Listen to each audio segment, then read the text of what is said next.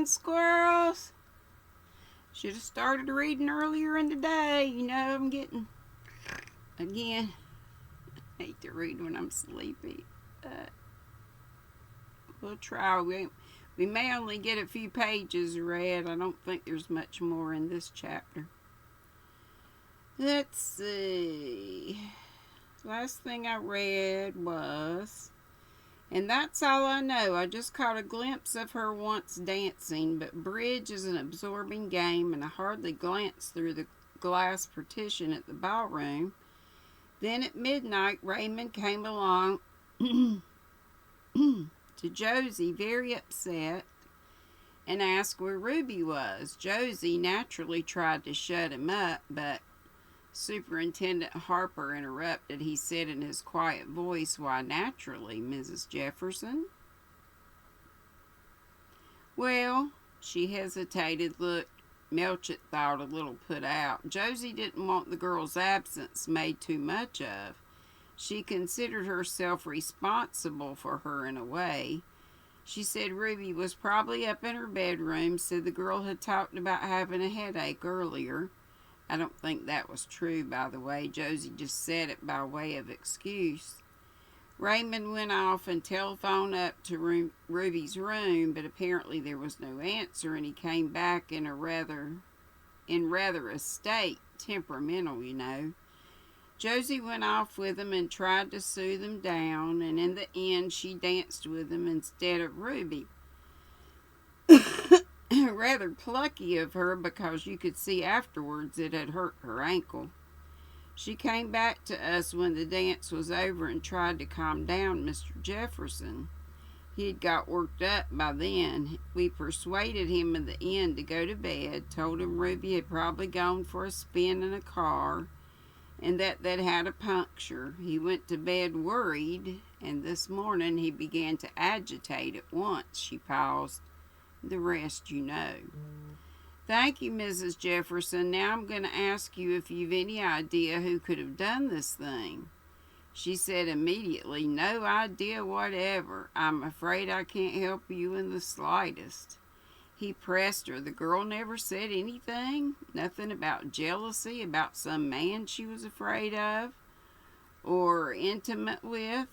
Adelaide Jefferson shook her head to each query. There seemed nothing more that she could tell them. The superintendent suggested that they should interview young George Bartlett and return to see Mr. Jefferson later. Colonel Melchett agreed, and the three men went out, Mrs. Jefferson promising to send word as soon as Mr. Jefferson was awake.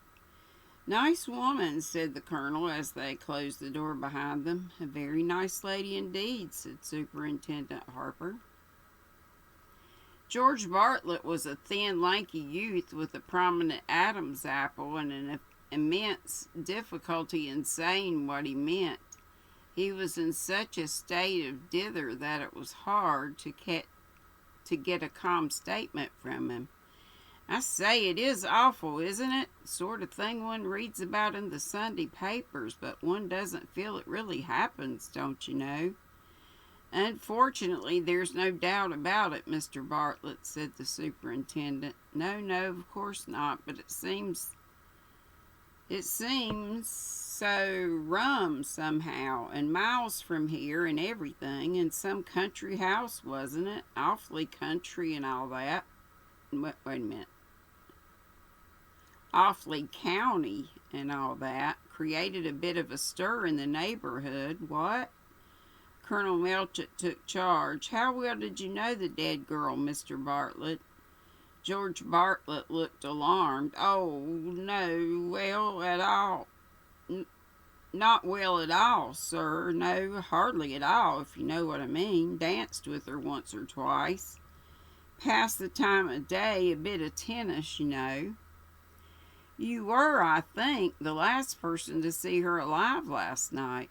I suppose I was. Doesn't it sound awful? I mean, she was perfectly all right when I saw her, absolutely.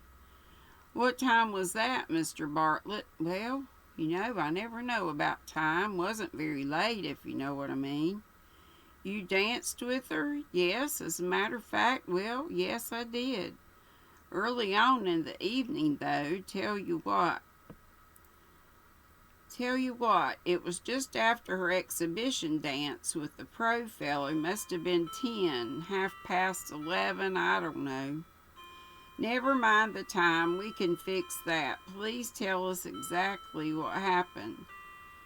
Well, we danced, don't you know? Not that I'm much of a dancer.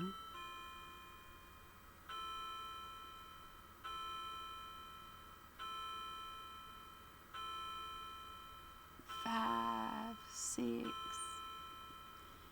Okay, how you dance is not really relevant, Mr. Bartlett. George Bartlett cast an alarmed eye on the colonel and stammered, No, I suppose it wasn't. Well, as I say, we danced round and round and I talked, but Ruby didn't say very much and she yawned a bit. As I say, I don't dance awfully well. And so girls, well, inclined to give it a miss, if you know what I mean. She said she had a headache. I know where I get off, so I said righty ho, and that was that. Was that the last time you saw her? She went off upstairs. She said nothing about meeting anyone or going for a drive or having a date. The colonel used the colloquial expression with a slight effort. Bartlett shook his head. Not to me, he looked rather mournful. Just give me the push. What was her manner? Did she seem anxious, abstracted, anything on her mind? George Bartlett considered, then he shook his head. Seemed a bit bored. Yawned, as I said, nothing more. Colonel Melchett said, And what did you do, Mr. Bartlett? Eh? What did you do when Ruby Keene left you? George Bartlett gaped at him. Let's see now, what did I do? We're waiting for you to tell us. Excuse me.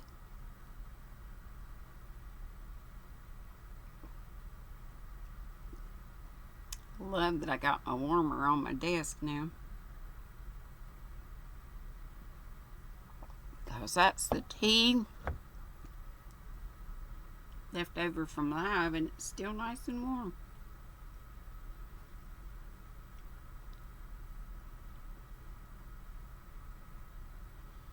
Waiting for you to tell us. Yes, of course. Jolly difficult remembering things. What? Let me see.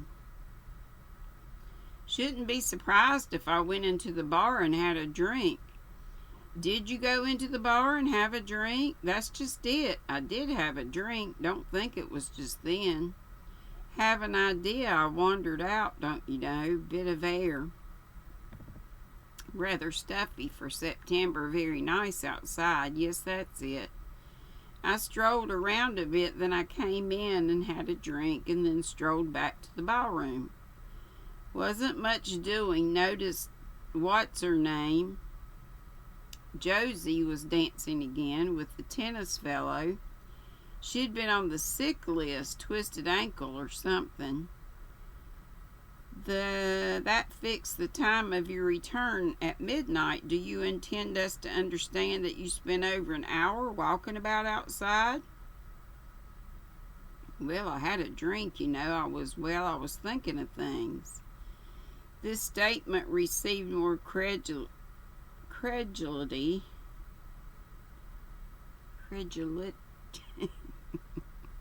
You know what I mean. Than any other. Colonel Melchett said sharply, What were you thinking about? Oh, I don't know, things, said Mr. Bartlett vaguely. You have a car, Mr. Bartlett? Oh, yes, I've got a car. Where was it? In the hotel garage? No, it was in the courtyard, as a matter of fact. Thought I might go for a spin, you see. Perhaps you did go for a spin? No, I didn't. Swear I didn't. You didn't, for instance, take Miss Keene for a spin? Oh, I say, look here, what are you getting at? I didn't, I swear, I didn't, really now. Thank you, Mr. Bartlett. I don't think there's anything more at present. At present, repeated Colonel Melchett with a good deal of emphasis on the words. They left Mr. Bartlett looking after them with a ludicrous expression of alarm on his intellectual face. "Brainless young ass," said Colonel Melchett, "or isn't he?" Superintendent Harper shook his head. "We've got a long way to go," he said. And that's it for chapter 5. Let me see how long 6 is. 1, 2, 3.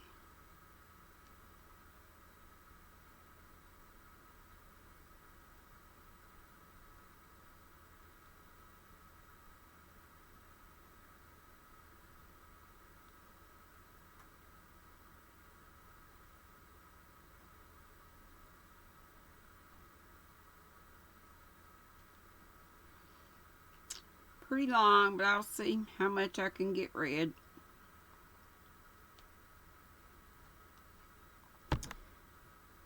Chapter 6.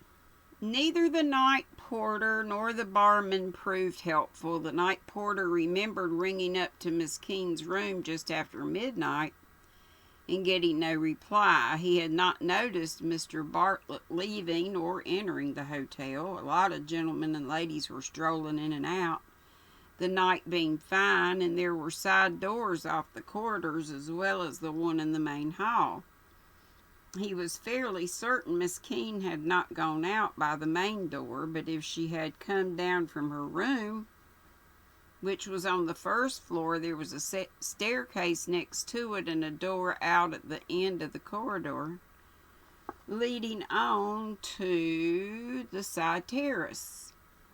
She could have gone out of that unseen easily enough. It was not locked until the dancing was over at 2 o'clock. The barman remembered Mr. Bartlett being in the bar the preceding evening, but could not say when.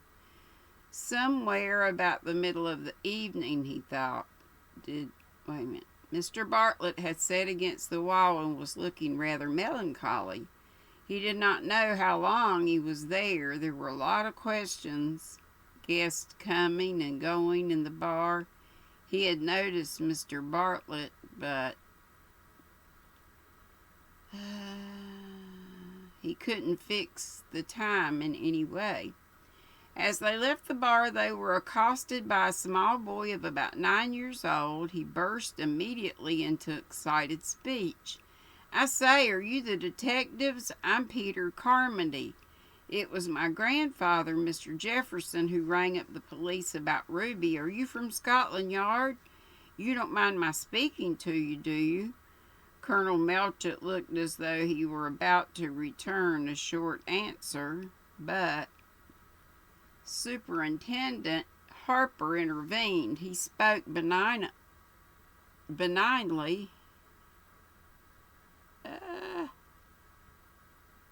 It's not my nose itching, it's my eyeball.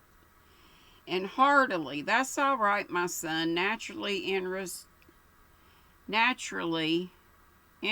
you, I expect." "You bet it does. Do you like detective stories?" "I do. Read them all. And I've got autographs from Dorothy Sayers and Agatha Christie and Dixon Carr and H.C. Bailey. Will the murder be in the papers?"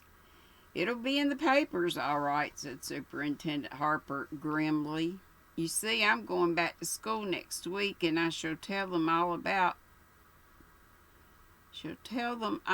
I really knew her well."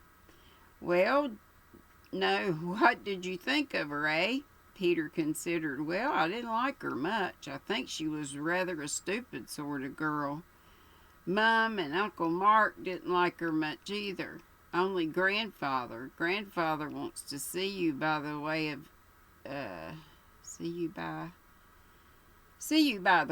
Edwards is looking for you." Superintendent Harper murmured encouragingly. "So your mother and your Uncle Mark didn't like Ruby Keene much? Why was that?" "Oh, I don't know.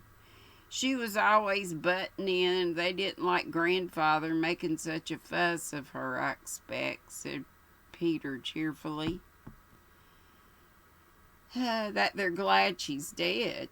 Superintendent Harper looked at him thoughtfully. He said, "Did you hear them? Say so?" "Well, not exactly." Uncle Mark said, "Well, it's one way out anyway." And Mum's said, "Yes, but such a horrible one." And Uncle Mark said it was no good being hypocritical.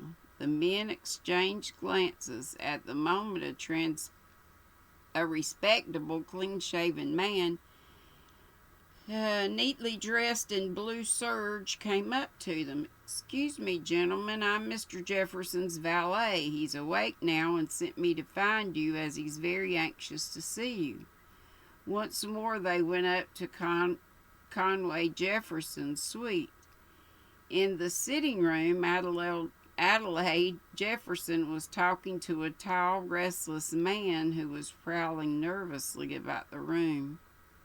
He swung round sharply to view the newcomers. "Oh, yes, glad you've come. My father-in-law's been asking for you. He's awake now. Keep as calm as you can, won't you? His health's not too good. It's a wonder, really, that this shock didn't do for him." Harper said, "I've no idea his health was as bad as that. He doesn't know it himself," said Mark Gaskell. "It's his heart, you see. The doctor warned Daddy that he mustn't be overexcited or startled. He more or less hinted that the end might come any time, didn't he, Addie?" Mrs. Jefferson nodded. She said, "It's incredible that he's rallied the way he has." Melchett said dryly, "Murder isn't exactly a soothing incident. We'll be as careful as we can." He was sizing up Mark Gaskell as he spoke. He didn't much care for the fella. A bold, unscrupulous, hawk-like face. One of those men who usually get their own way and whom women frequently admire. But not the sort of fellow I'd trust, the colonel thought to himself. Unscrupulous, that was the word for him. The sort of fellow who wouldn't stick at anything. And I'm going to have to stop right there, guys. All right. I hope y'all have a wonderful the rest of your Sunday night and a good day tomorrow until I hope we meet again. I'm planning on being live at 5. More tea. Oh, and I got more hooks today. And they came before my live, but I forgot to show them. More Ami hooks. These are wooden, but they don't have the size anywhere on them. Nowhere do I see the size. That doesn't make me happy. Usually they've got a really nice stamp on them. Unless I'm missing it. This is a lighter. It's, dark brown, but this looks black. They both say ebony. But aren't they pretty? This is a 5, and I believe this one was a 2.5. Teeny tiny for lace weight. Okay, I will see y'all later in the YouTube streets. Coming down the home stretch on this band that I want to get on the rest of the hat. If I can stay awake. Love y'all. Be sweet. Don't be ugly. Bye-bye.